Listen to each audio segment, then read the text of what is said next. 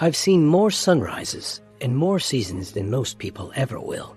When you reach the age of 104, you begin to see life with different eyes, not sharper, not clearer, but slower, softer, more honest. You start to notice patterns you once ignored, choices you once thought were small, but that over time shaped everything. What I want to share with you now isn't philosophy or fortune cookie wisdom. It is the unvarnished truth of a long life, the lessons I wish I had learned 80 years earlier, the changes I wish I'd made sooner, the things that matter more than money, more than success, more than being right.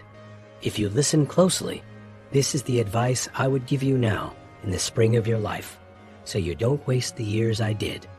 Life isn't linear. It doesn't unfold like a straight road. It curves, it dips, it climbs. Sometimes it welcomes you gently, and other times it pushes you hard enough to bruise your spirit. And the first thing I learned slowly, painfully, almost too late, is this: your body is not a machine to be used up. It's a garden to be tended. When I was young, I thought strength was endless. I ate what I wanted, slept when it was convenient, and pushed my body hard without listening to its whispers. I thought injuries were temporary, something to shrug off. But the body remembers. Every late night, every harsh diet, every day without movement, it all accumulates. A garden that is neglected will not flourish. You cannot outtrain bad habits. You cannot outrun decades of ignoring your own care. If you want to age well, start with how you treat your body today, not tomorrow. Nourish it with real food. Move it daily, not just when you remember. Sleep as if your life depends on it, because it does. And while the body is where existence begins, the mind is where life is lived. For decades, I believed intelligence was fixed. I thought once I stopped learning, I would be considered old. But the truth is the opposite. Your mind remains young as long as it continues to grow. Curiosity preserves youth more than any cream, any potion, any magic cure ever sold. Read books. Not just headlines, not just bullet points books. Learn new skills. Speak to people unlike yourself. Let your brain stretch and adapt. I still challenge myself every day. And though my body no longer leaps or runs, my mind still dances. You see, aging isn't just physical. It's psychological. It's the belief that your story is still being written. And this leads to the next truth I learned. Your beliefs shape your biology more than you realize. If you tell yourself, I am old, your life will shrink. But if you tell yourself, I am growing, your life expands. Your cells respond to your messages. Your habits are formed by your beliefs. What we tell ourselves becomes real. So choose stories that build you up, not stories that tear you down. I remember a time when I believed stress was the enemy. I thought stress killed people. But what I didn't understand then was the role stress has when it is recognized and managed. Stress isn't what ages you. It's the belief that you cannot handle it. When you see challenges as threats, your body reacts with fear. But when you see them as something to navigate, your body reacts with courage. The same situation can break someone or build someone, depending on the story they tell themselves. People ask me, what's the secret to a long life? I tell them, it's not one thing. It's 1,000 small choices, repeated daily, defined by how you think about life. Another lesson I learned far too late is this: your relationships shape your health as much as your choices do. Loneliness is one of the biggest killers of well-being. People who feel socially connected live longer, happier, healthier lives. It's not the number of friends. It's the quality of your bonds, real friendships. People who care about you when you're silent. People who show up. I lost years chasing superficial approval. I measured success by achievement and accolades instead of shared meals, shared laughter, shared tears. I could have saved myself so much heartache if I realized earlier that the warmth of a genuine connection beats the cold comfort of achievement.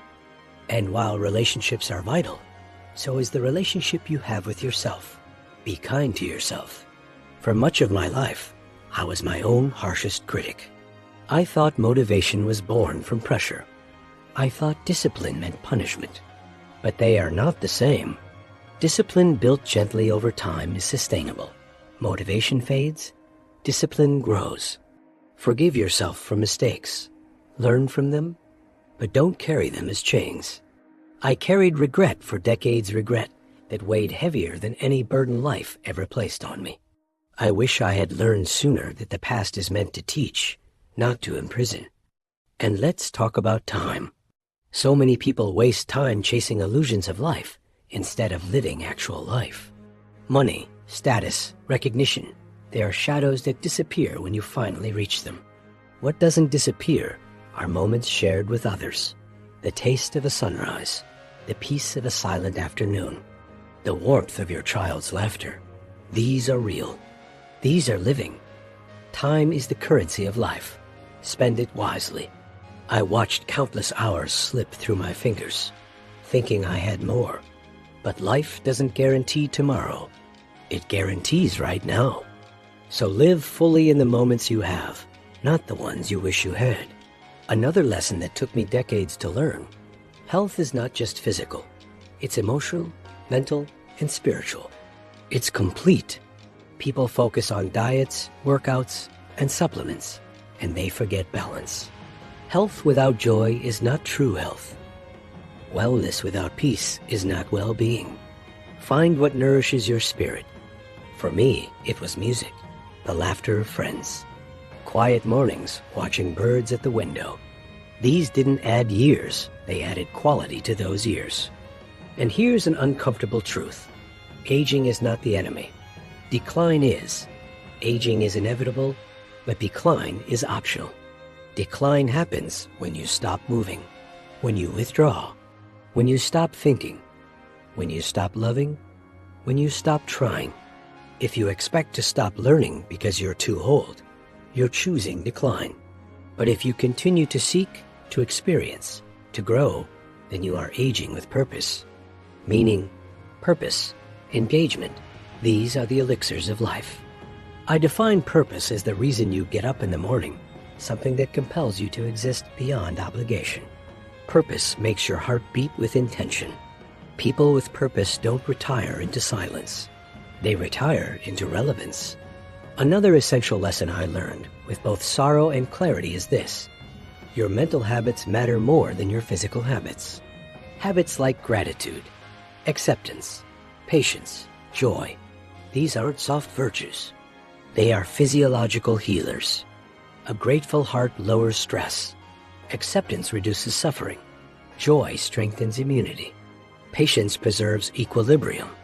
Contrast that with fear, anger, jealousy, regret, emotions that activate stress responses, reduce sleep quality, and increase inflammation. Choose gratitude.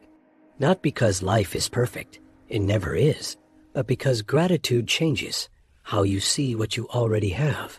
And speaking of how you see things, your perception of aging affects your experience of it. If you fear aging, if you fight it, if you dread it, you amplify every discomfort. But if you embrace aging as part of living a process of transformation, rather than deterioration, your experience becomes richer. I've seen people in their 80s who are more alive than many in their 30s. Why? Because they embraced curiosity. They stayed engaged.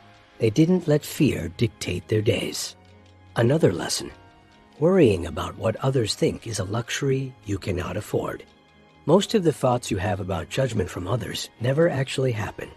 People are wrapped up in their own lives. And when you free yourself from the burden of approval, you free your potential. Live for your truth, not for applause. And now, nearing the end of this long life, there is one truth I hold above all others. What you do with your time matters more than how much time you have. Years can be plentiful or scarce, but what makes life meaningful is how you live those years, with intentionality, with presence, with love, with courage. I wish I had learned many of these lessons earlier. I wish I had treated my body with more respect sooner. I wish I had nurtured my relationships more fiercely. I wish I had spent less time worrying and more time experiencing. But here is the gift of a long life. You realize it is never too late to begin paying attention. So if you are listening to this now, take this advice not as a lecture, but as a legacy from someone who lived long enough to see what truly matters. Your health, your mind, your relationships, your purpose, these are not distant goals. They are ongoing practices. They require nurture. They require intention. They require consistency. Love your body, but don't worship it. Cherish your mind, but keep feeding it. Guard your heart, but keep it open. Live with purpose, but be flexible with life's unpredictability. Your years should not be measured by their number, but by their depth. This world needs people who live deeply, who engage fully, who contribute meaningfully, who age with dignity and curiosity. You can be one of them. And if you take just one piece of advice from someone who lived 104 years, let it be this: live consciously, love fiercely, learn relentlessly, and never waste the precious gift of your days. Your future self, decades from now, will thank you for the choices you make today. Thank you for listening.